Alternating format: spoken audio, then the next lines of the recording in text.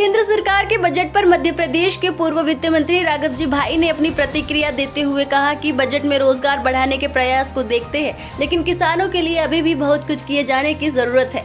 पूर्व वित्त मंत्री राघव जी भाई का कहना है कि बजट में रोजगार सृजन पर सरकार ने जोर दिया है और इसके अलग अलग क्षेत्रों में अवसर बढ़ने की उम्मीद है। खेती से जुड़े पशुपालन, पोल्ट्री और नारियल चंदन उत्पादन जैसे क्षेत्रों को लेकर की गई घोषणाओं को उन्होंने मामूली कदम बताया है और कहा कि किसानों के लिए इनका असर कितना होगा ये स्पष्ट नहीं है। एमएसएमई, इलेक्ट्रॉनिक मैन्युफैक्चरिंग, पर्यटन और खेलों में बढ़ते अवसरों को उन्होंने सकारात्मक माना। बजट में वित्तीय घाटा कम करने की कोशिशों, आयकर व जीएसटी दरों को यथावत रखने और रक्षा बजट में बढ़ोतरी पर उन्होंने बात की। खादी को प्रोत्साहन दिए जाने को उन्होंने सराहनीय कदम बताया।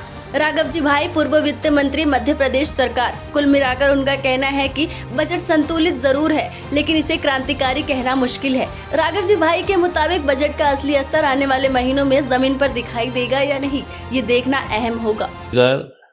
युवा, महिला और किसानों पर है।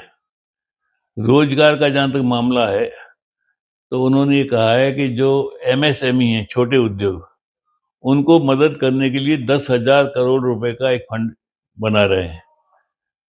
फिर इलेक्ट्रॉनिक मैन्युफैक्चरिंग का बढ़ावा देने के लिए 40,000 करोड़ रुपए का प्रावधान उन्होंने रखा है।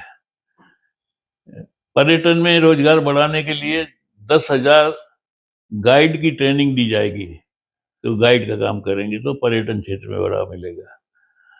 और इस प्रकार से रोजगार के अवसर बढ़ेंगे। किसानों के लिए कहा है कि वो पशुपालन, पोल्ट्री, इसमें रोजगार के अवसर उनको उपलब्ध कराए जाएंगे। और इसके अलावा नारियल है, चंदन है, जैसे बहुमूल्य उत्पाद हैं, उनकी बिक्री ठीक प्रकार से हो जाए, इसका प्रबंध किया जाएगा। और मुझे लगता है ये कदम किसानों के कल्याण के लिए बहुत पर्याप्त नहीं है, बहुत मामूली कदम है। देखिए, ये जो जितने कदम उठाए उनमें कितने कारगर सिद्ध होंगे, इस पर संदेह खड़ा होता है। खासतौर से किसानों के मामले में जो उन्होंने कहा है, वो कोई बहुत ठोस योजना समझ में नहीं आती है, तो वो किसानों का हित तो उसमें ज़्यादा हो नहीं पाएगा, ऐसा लगता है मुझे।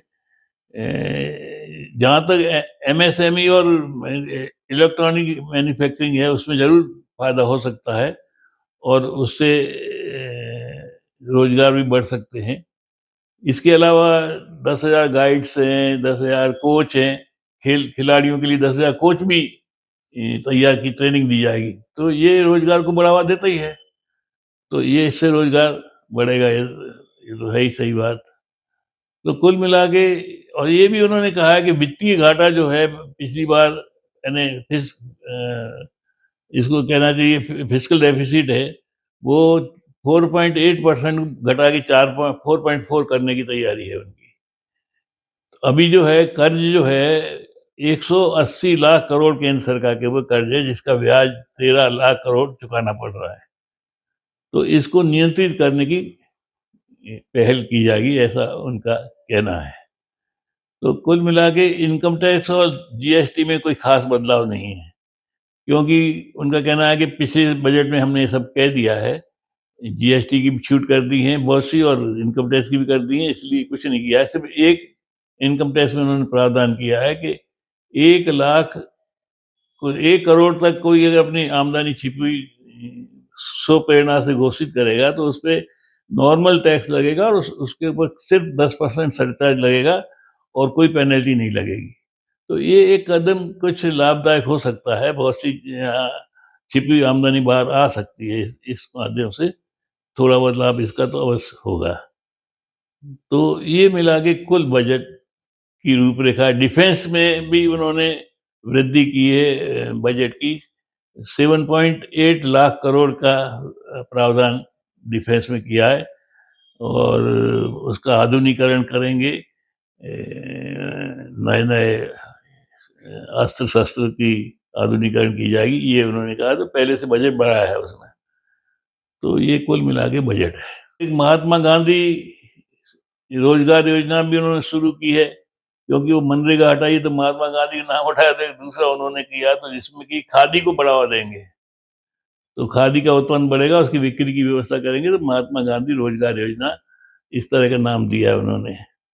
तो वो एक व्यवस्था पहले थी, वो फिर से चालू कर दी, तो एक अच्छा है उससे खादी को बढ़ावा मिलेगा। तो सामान्यतः बजट सामान्य कह सकते हैं इसको, बहुत बड़ा